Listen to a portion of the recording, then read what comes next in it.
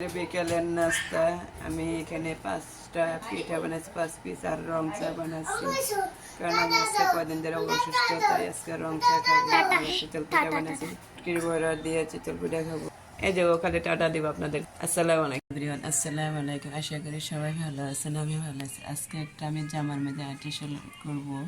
তা আমার ইয়াটা কেমন হয় প্লিজ আপনারা লাইক কমেন্ট শেয়ার করবেন, আমার জন্য দোয়া করবেন, বেশি বেশি ভালোবাসা দিবেন। আমি শুধু এই জামাটা আমি নিজেই বানাইছিলাম অনেক দিন আগে, কিন্তু কাজের জন্য আমি করতে পারি না। তাই আজকে ভাবছি আমি একটু এটা ইয়ে করে নিব, ডিজাইন করে নিব। এই পাশে একটু সবুজ দিয়ে হাতে একটু ইয়ে করে দিব, অ্যাড করে দিব।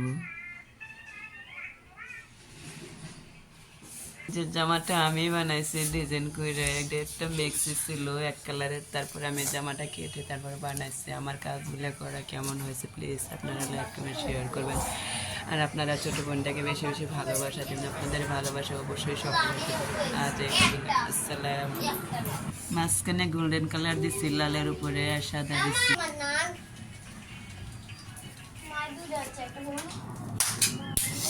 বসাবো নিয়ে এসে, কিন্তু এটা বসাই আবার এনি। আসসালামু আলাইকুম, আল্লাহ হাফেজ।